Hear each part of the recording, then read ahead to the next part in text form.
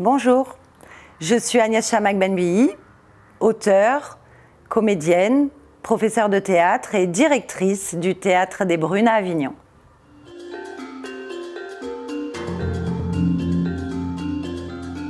Eh bien, tout au long de l'année, j'essaie dans mes ateliers de transmettre ma passion du théâtre aux enfants et aux adolescents. Pour moi, le théâtre est un incontournable outil d'affirmation de soi qui est nécessaire dans le développement personnel des jeunes.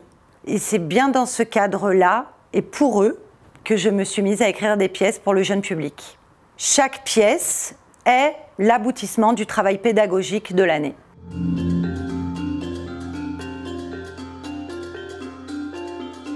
Les contes détournés, c'est une façon de décoincer les contes de leur espace-temps figé dans les livres, de pouvoir moderniser les histoires, ces mêmes histoires qui font partie de notre patrimoine culturel, et de les adapter à l'ère du temps.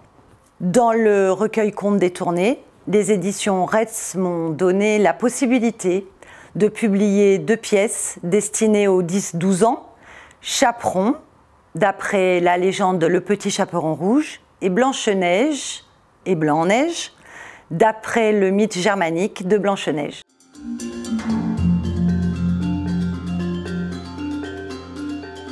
Dans Blanche-Neige, je me suis arrêtée sur la scène où Blanche-Neige est avec les 7 nains et qui lui proposent de l'héberger contre le ménage de la maison. Dans ma première version, Blanche-Neige préfère aller avec eux à la mine car elle se considère bien plus douée pour trouver des pierres que pour faire le ménage qu'elle trouve d'un ennui fou. Surpris par cette proposition, les 7 nains rient. Pour eux, sa place est aux tâches ménagères puisqu'elle est une fille. Blanche-Neige est outrée.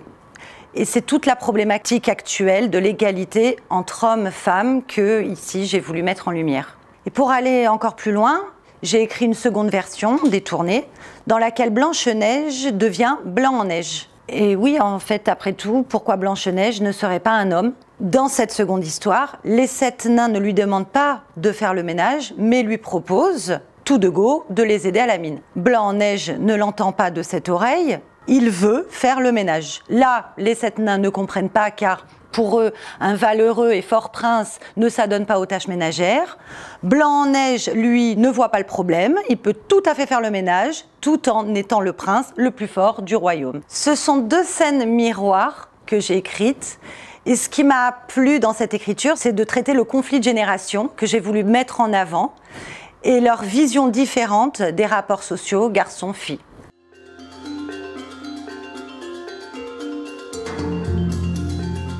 Quand mes enfants sont entrés dans l'adolescence, je me suis dit que le conte du Petit Chaperon Rouge pouvait parfaitement s'appliquer aux adolescents.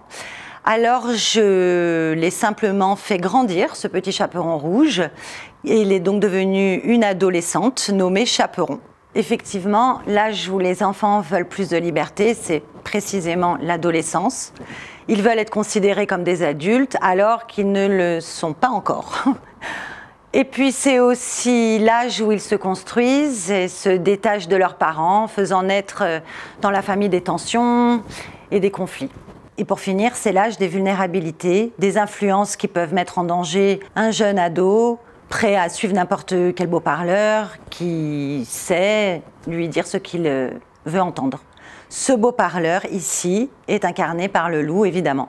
Alors j'ai eu un grand plaisir de m'approprier ce conte.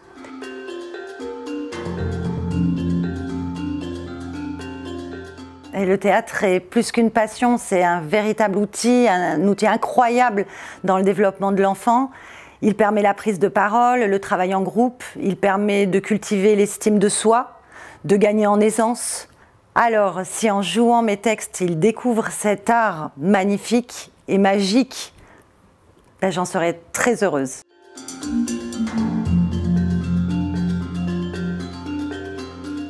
Réécrire ces contes issus de la tradition orale a été une vraie chance. Et je me suis beaucoup amusée à le faire. Ce sont d'incroyables leçons de vie. À chaque cycle de la vie, nous pouvons tout à fait nous reposer sur les contes comme un chemin de vie. Ce sont des textes fondateurs, très structurants à bien des égards, et ils n'appartiennent pas qu'à l'enfance. J'espère que vous trouverez dans ces pièces autant de plaisir que j'ai eu à les écrire.